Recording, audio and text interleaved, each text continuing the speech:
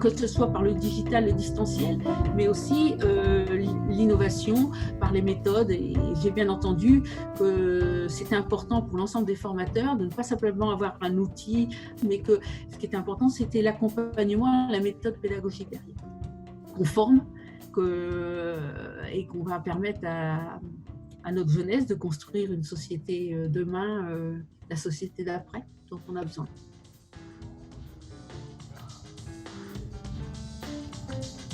Je pense que ça a été une période effectivement difficile, compliquée, parce que d'une part pour les étudiants qui devaient continuer leur formation, parce que nous tenions à ce que la continuité pédagogique s'applique, donc compliqué pour les étudiants et donc évidemment encore plus compliqué pour les formateurs.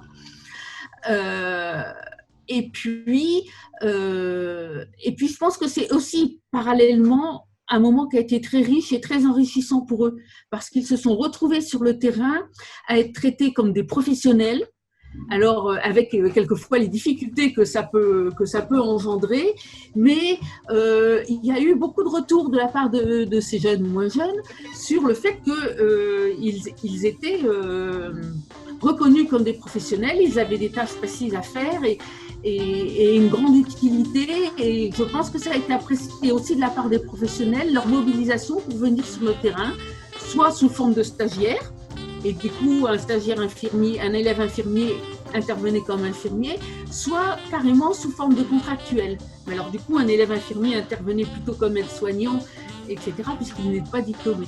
Mais voilà, et ça a été, je pense, une bonne expérience dont ils se souviendront.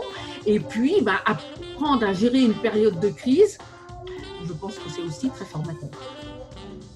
La qualité de la formation, pour revenir un petit peu peut-être à faire le lien avec ces 2 jours-là, c'est aussi quelque chose auquel on est attaché. On y est attaché parce que d'une part, ces professionnels de santé, on en aura tous besoin un jour ou l'autre, donc autant qu'ils soient bien formés. Ça, c'est pour la petite histoire.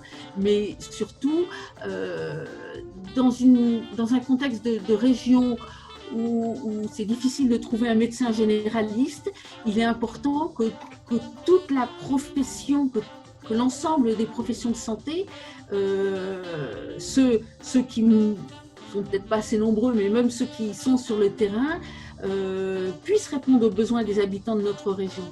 Donc voilà, il faut qu'ils soient bien formés. Les professions ont changé, et maintenant le travail en collaboratif, le travail en interprofession est important.